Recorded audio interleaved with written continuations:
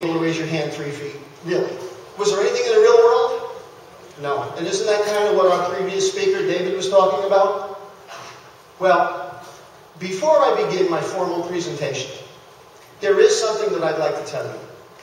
And that is, just a moment ago, you saw something that was supposed to inspire you. A crowd of people that had amazing accomplishments in a blindingly short period of time. And yet some of you are sitting there a little depressed. Because you're saying, I'm working flat out. Man, I am working as hard as I know how to work. And I don't have their results. Yeah, it does hurt. I remember when I was in that exact same situation years ago, and a speaker came on the stage, and he said to me the words I want to say to you. Don't believe everything you see and hear. Now, I'm not saying that that wasn't true. It was all true. But people have advantages that you are just not aware of. People have levels of connections and levels of credibility and levels of contact that you may not have yet. So please, do not compare yourselves to these people that were on the stage here, of which I had the great honor to be one. You're not looking to compete with these other people. You're looking to compete with you. The you that you are right now, compared to the you that you have the ability to become. And as much as I want to think that the great speakers that you heard today, my predecessor David, and hopefully myself, you may think that the training comes from the front of the room. No, a lot of talking comes from here, a lot of feel-good stuff, and hopefully you'll get those silver bullets. But you know where the real training is? The training is in the room. You train you. You want to know how to recruit a heavy hitter? Go talk to the heavy hitters that are in the room. You want to know how somebody signed up a person that enrolled 12 people in their first couple of weeks? Go talk to the people that signed up 12 people in the first couple of weeks and go, hey, who recruited you? What'd they say? How did they do it? When you called people, what did you say? What did you do? Folks, that's the real training. Because you train you. Real world stuff. Can I get an amen? Amen, Brother Matt.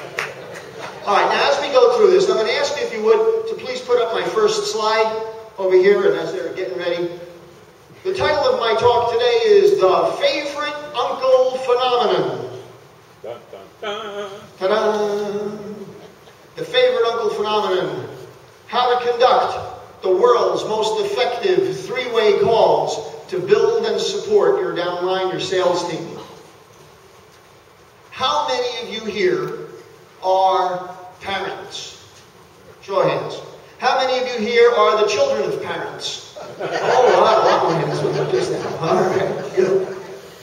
Well, and now I'm not sure where I aim this thing. Do I aim it at the screen? Do I aim it back there at you guys? I'll aim it at you. You know, if you talk to your kid, it's a curious fact of life. You speak to your children, you can talk to your kids till they're blue in the face.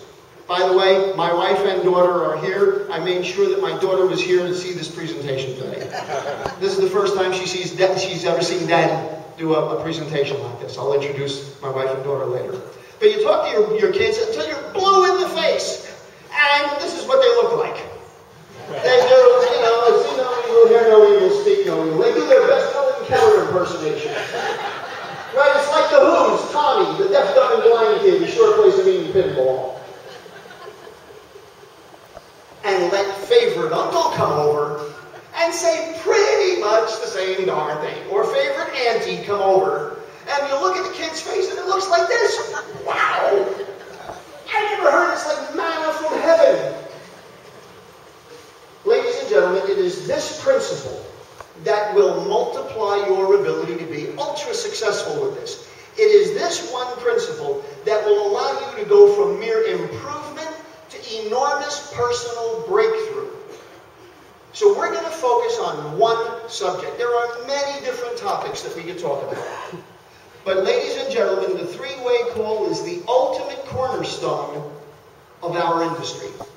If you're not familiar with how to do it, or if you've done it badly before, stay tuned.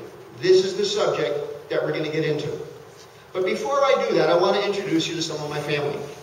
Now, as you can tell, I have a very strong accent, or I can really turn it up. But I'm originally from New Jersey. Matt Dimaio from New Jersey. So for my fellow people from the New York, New Jersey area, hey, how you doing? You know what I'm talking about? How many of you do I have here? Great. But my wife, Anna, just stand up in the back real quick and wave. Because my wife Anna hasn't seen me speak in many years. Anna is originally from Trinidad. And a few years ago, back in the late 90s, I left the rat race, was able to retire, and I moved to the Caribbean island of Trinidad, which is where my wife is originally from, although we met and married in New Jersey many years before that. And we were told we couldn't have any children, and while I was living in Trinidad, I picked up a Caribbean accent. So now, if I speak a little bit funny, if I put the accent on the wrong syllable, you'll understand that I speak Jersey-dadian. Now, while we were there, I was almost 50 years old when God blessed us with a little baby. And my little daughter, Alina, who is now 8 years old and ready to start 3rd grade. Alina, stand up, wave to everybody. Hey, say everybody. She's starting 3rd grade next week. She hasn't seen Daddy do this before. She's half Italian and half Trinidadian. So she is my mini Trini Guinea.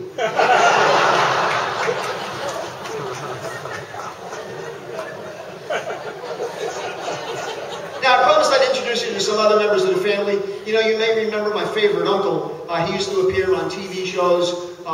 Every now and then you'll still see him in reruns, and here he is right there. Some people I know don't get that joke. That's okay.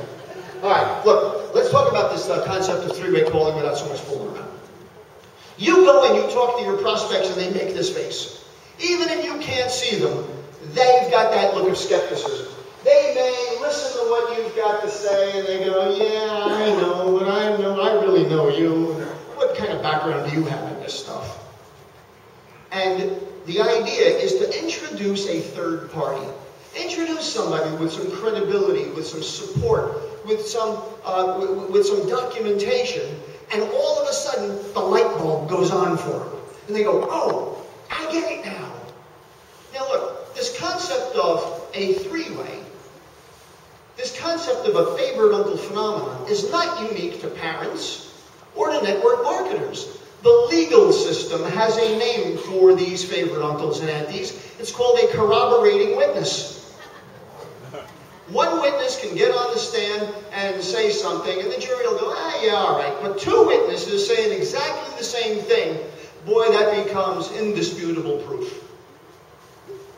So we're going to use this principle, which we already know in other areas of our life are true, to learn how to go through personal breakthrough so that you can all win this new competition, this new contest that the company so wonderfully announced a moment ago. There are two elements that you need to be persuasive. Two elements. Unfortunately, most of the time, you do not carry both of those elements yourself. The first element is trust.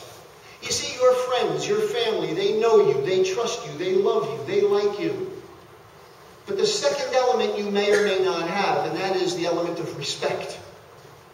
Now, they may respect you for your accomplishments in other areas, but they may look at you and go, what do you know about coins? What do you know about precious metals? What do you know about network marketing? What do you know about any of this? They know you too well. I think there was a really, really good book that said you can't be a prophet in your hometown, in your own backyard. Some of you may have